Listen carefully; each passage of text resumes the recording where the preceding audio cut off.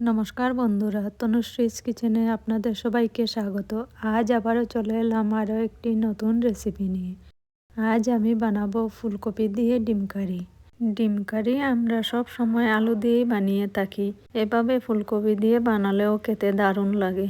তো বন্ধুরা, ভিডিওটি স্কিপ না করে 5 মিনিট পুরো দেখুন, তাহলে ঘরে খুবই সহজেই বানিয়ে নিতে পারবেন এভাবে দারুণ স্বাদের ফুলকপি দিয়ে ডিম কারি। আর যদি ভিডিওটি আপনাদের ভালো লাগে তাহলে চ্যানেলটিতে একটি লাইক করে সাবস্ক্রাইব করার অনুরোধ রইল। তাহলে চলুন বন্ধুরা, আর দেরি না করে ভিডিওটি শুরু করা যাক। ফুলকপি দিয়ে ডিম কারি বানানোর জন্য প্রথমে আমি ফুলকপিটিকে কাটবো। ফুলকপি থেকে প্রথমে আমি ডাঁটাটাকে ছাড়িয়ে নেব।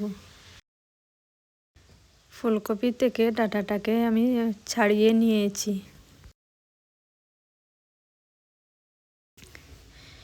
এবার ফুলকপি থেকে ফুলগুলোকে এভাবে ছুরি দিয়ে আলাদা করে নেব।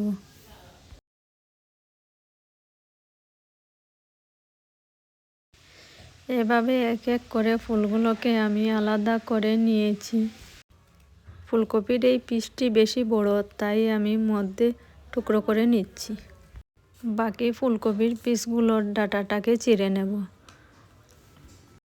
ডাঁটাগুলো অল্প চিড়ে নিলে তাড়াতাড়ি সেদ্ধ হয়ে যায়। ফুলকপির ডাঁটাগুলোকে আমি চিড়ে নিয়েছি। এবার অন্য একটি পাত্রে তুলে নেব।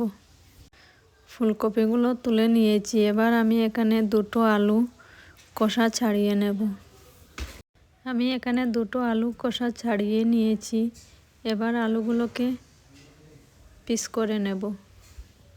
আলুগুলো আমি এভাবে বড় বড় পিস করে কেটে নিচ্ছি। আলুগুলো পিস করা হয়ে গেছে। এবার অন্য একটি পাত্রে তুলে নেব। ফুলকপি আর আলু কাটা হয়ে গেছে। এবার এখানে আমি নিয়েছি সেদ্ধ করা 3টে ডিম। ডিমগুলোকে এবার খোসা ছাড়িয়ে নেব। এক এক করে আমি সবগুলো ডিমের খোসা ছাড়িয়ে নিয়েছি। এবার এগুলোকে অল্প ছুরি দিয়ে চিড়ে নেব। ডিম এভাবে অল্প চিড়ে নিলে ভিতরে মশলাটা খুবই ভালোভাবে ঢুকবে, তাই চিড়ে নিলাম। এবার ডিমগুলোতে আমি অল্প লবণ আর অল্প হলুদ মেখে কিছুক্ষণ রেখে দেব। ডিমগুলো রেডি করে নিয়েছি। এবার এদিকে একটি কড়াই বসিয়ে কিছুটা জল দিয়ে দিচ্ছি। জলটাকে গরম করে এর মধ্যে দিয়ে দিচ্ছি কেটে রাখা ফুলকপি আর আলু। ফুলকপি আলু দেওয়ার পর অল্প লবণ দিয়ে নাড়াচাড়া করে 2-3 মিনিট মতো ফুলকপি আর আলুটাকে একসাথে সেদ্ধ করে নেব। আলু আর ফুলকপিগুলো আমি একসাথে 2-3 মিনিট মতো সেদ্ধ করে নিয়েছি। এবার এগুলোকে নামিয়ে নেব। ফুলকপি আর আলুগুলোকে নামিয়ে নিয়েছি।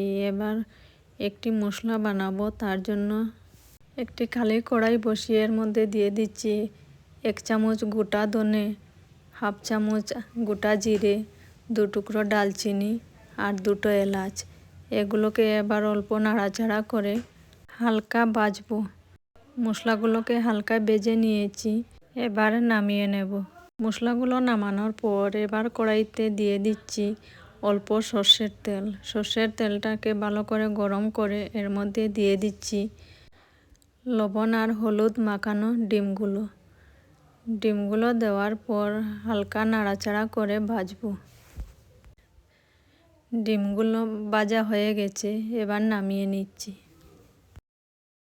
ডিমগুলো নামানো হয়ে গেছে। এবার আমি একই তেলের মধ্যে দিয়ে দিচ্ছি সেদ্ধ করে রাখা ফুলকপি আর আলু।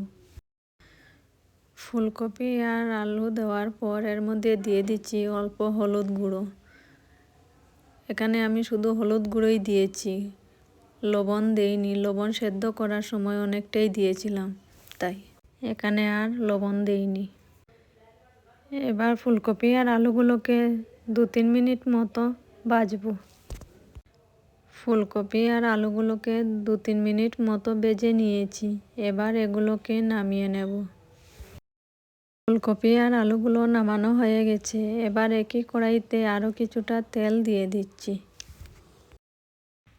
আমি এখানে সর্ষের তেল দিয়েছি। তেলটাকে ভালো করে গরম করে নেব। তেলটা ভালোভাবে গরম করে নিয়েছি। এবার এর মধ্যে দিয়ে দিচ্ছি একটা তেজপাতা টুকরো করে। তারপর দিয়ে দিচ্ছি কেটে রাখা একটি পেঁয়াজ। এবার দিয়ে দিচ্ছি 4-5 কোয়া রসুন, এখানে আমি থেতো করে নিয়েছি এগুলো। পেঁয়াজ রসুন দেওয়ার পর এগুলোকে হালকা ভেজে নেব। পেঁয়াজ আর রসুনগুলোকে আমি ব্রাউন করে ভেজে নিয়েছি। এবার এর মধ্যে দিয়ে দিচ্ছি গ্রেট করে রাখা টমেটো। টমেটো দেওয়ার পর আবারও অল্প নাড়াচাড়া করে 1-2 মিনিট মতো ভেজে নেব। টমেটোগুলোকে অল্প নাড়াচাড়া করে এর মধ্যে দিয়ে দিচ্ছি স্বাদ মতো লবণ। লবণ দেওয়ার পর কিছুক্ষণ নাড়াচাড়া করে এর মধ্যে দিয়ে দিচ্ছি 1 চামচ আদা বাটা। আদা বাটা দেওয়ার পর একসাথে ভালোভাবে মিশিয়ে নেব। একসাথে ভালোভাবে মিশিয়ে নিয়েছি। এবার এর মধ্যে দিয়ে দিচ্ছি 1/2 চামচ হলুদ গুঁড়ো, 1/2 চামচ লঙ্কার গুঁড়ো, 1 চামচ জিরে গুঁড়ো, 1 চামচ ধনে গুঁড়ো।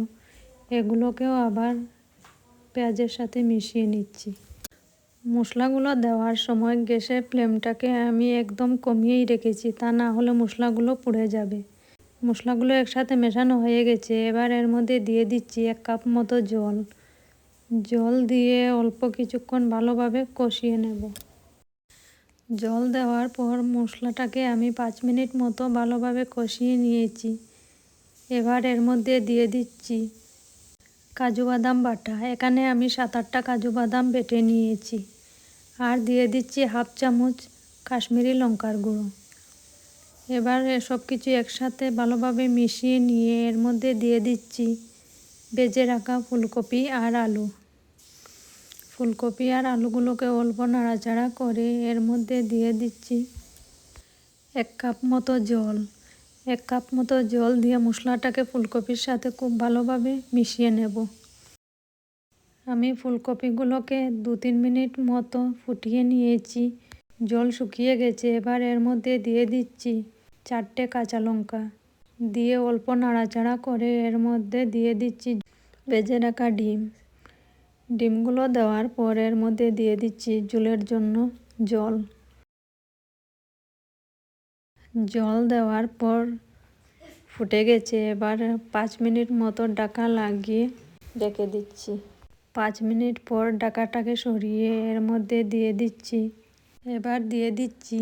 ভেজে রাখা মশলাগুলো আমি গুঁড়ো করে নিয়েছি এগুলো দেওয়ার পর অল্প নাড়াচাড়া করে এর মধ্যে দিয়ে দিচ্ছি 1/2 চামচ গরম মশলার গুঁড়ো। এখানে আমি শুধু এলাচ আর দারচিনি গুঁড়ো করে নিয়েছিলাম, এটাই দিয়েছি। আমার ফুলকপি দিয়ে ডিম কারি পুরো তৈরি হয়ে গেছে। দেখতেই পাচ্ছেন বন্ধুরা কতটা সুন্দর হয়েছে। এভাবে ফুলকপি দিয়ে ডিম কারি বানালে খেতেও অনেক দারুণ লাগে। তাহলে বন্ধুরা, আমার আজকের এই ভিডিওটি যদি আপনাদের ভালো লেগে থাকে তাহলে লাইক, কমেন্ট, শেয়ার করে পাশে থাকা বেল আইকনটি বাজিয়ে রাখবেন।